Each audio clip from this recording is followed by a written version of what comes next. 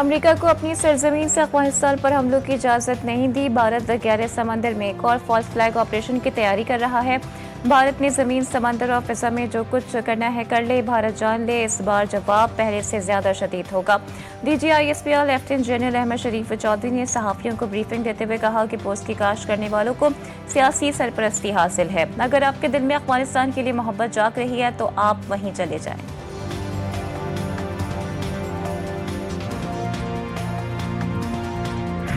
دہشت گردی میں افغانیوں کی شمولیت ایک بار پھر بے نقاب۔ کے پی کے میں سیکیورٹی فورسز کی 2 کارروائیاں، 3 خارجی ہلاک۔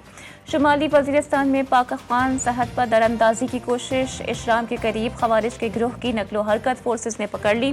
فورسز نے دراندازی ناکام بناتے ہوئے 2 خارجی ہلاک کر دیے۔ ہلاک قاسم افغان بارڈر پر پولیس کا اہلکار تھا۔ ٹانک میں انٹیلیجنس بیسڈ کارروائی میں ایک اور خارجی ہلاک ہوا۔ ہلاک خارجی دہشت گرد کی شناخت اکرام الدین عرف ابو دجانہ کے نام سے ہوئی۔ پاکستان میں سیکیورٹی چیلنجز ہیں۔ ہمارا دہشت گردی کے خلاف واضح موقف ہے۔ ہم دہشت گردی کا خاتمہ چاہتے ہیں۔ اجاز ملا مچھیرا ہے جس کو سمندر سے گرفتار کیا گیا۔ اجاز ملا کو پاکستان کے خلاف استعمال کیا جا رہا ہے۔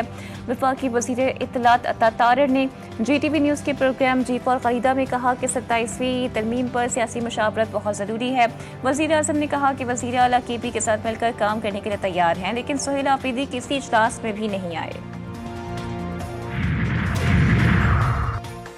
فوج سیاست میں نہیں الجھنا چاہتی، سیاست سے دور رکھا جائے۔ غزہ میں امن فوج بھیجنے کا فیصلہ حکومت اور پارلیمنٹ کرے گی۔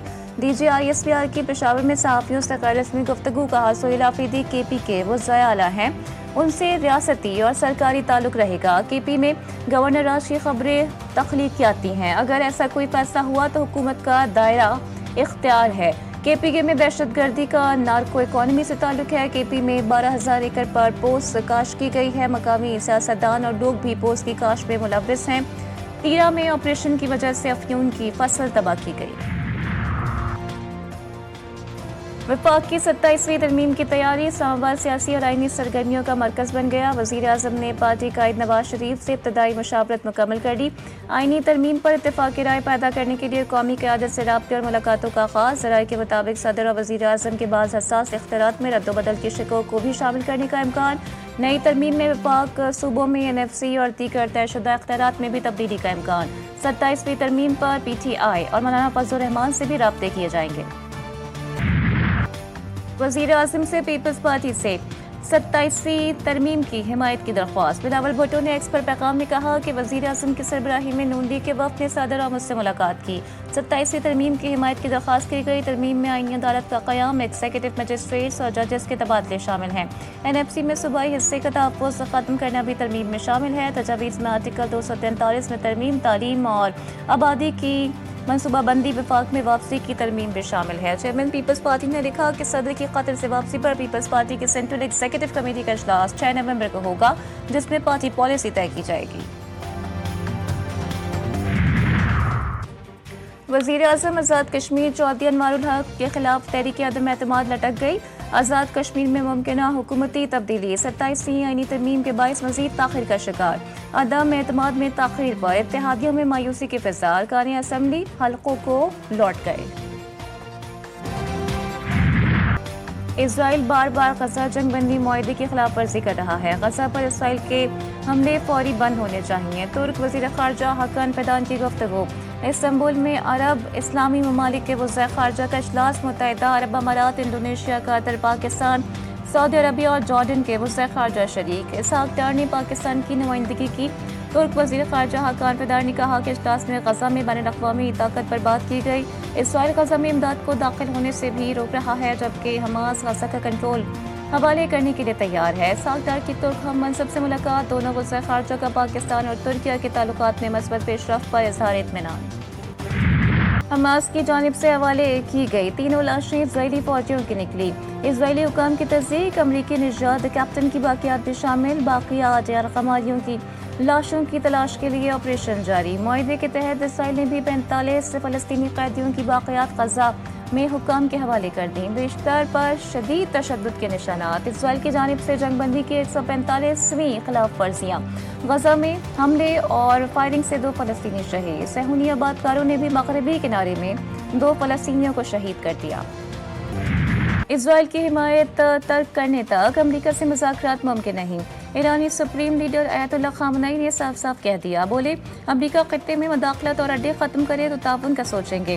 امریکہ سے ایران کے اختلافات سیاسی نہیں، نظریاتی اور اصولی ہیں۔ تکبر، پسند فطرت، فرمانبرداری کے سوا کچھ قبول نہیں کرتی۔ امریکہ وسائل و قدرتی ذخائر پر قبضہ کر کے اقوام کی تقدیر کا مالک بننے کو اپنا حق سمجھتا ہے۔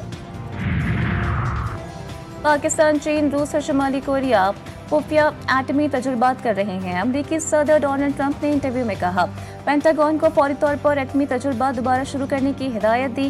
ہم واحد ملک ہیں جو نہیں کرتے، اور میں یہ نہیں چاہتا کہ ہم واحد ملک رہیں جو تجربات نہ کریں۔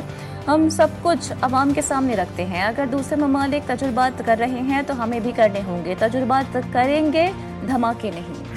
اس وقت الحمدللہ جو اس وقت اپرچونٹی ہے پاکستان کے پاس کہ اس کانفرنس آف فیکٹرز کے معاشی استحکام اینڈ دا جیو پولیٹیکل ٹیلمنٹ۔ حکومت معیشت میں بنیادی اصلاحات کے ایجنڈے پر عمل پیرا ہے۔ وفاقی وزیر خزانہ محمد اورنگزیب کہتے ہیں کہ IMF کے ساتھ معاہدہ بھی معاشی استحکام کی توثیق ہے۔ عالمی ریٹنگ ایجنسیز نے پاکستان کے معاشی استحکام کا اعتراف کیا۔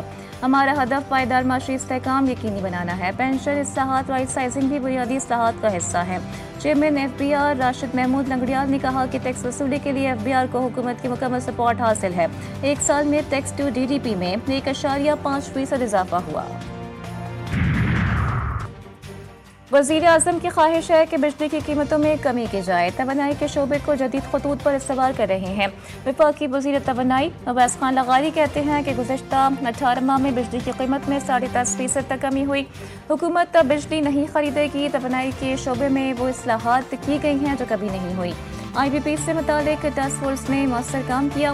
وزیر اعظم کے مشیر برائے نجکاری محمد علی نے کہا کہ نجکاری کے حوالے سے حکومت اپنے اہداف کے حصول کے لیے پرعزم ہے۔ PIA کی نجکاری کا عمل بہت اہم ہے۔ شہزاد فاطمہ کا کہنا تھا کہ ڈیجیٹائزیشن نیشن پاکستان کے روڈ میپ پر عمل پیرا ہے۔ قومی سطح پر ڈیجیٹل ایکسچینج بنا رہے ہیں جس میں FBR سمیت تمام ادارے منسلک ہوں گے۔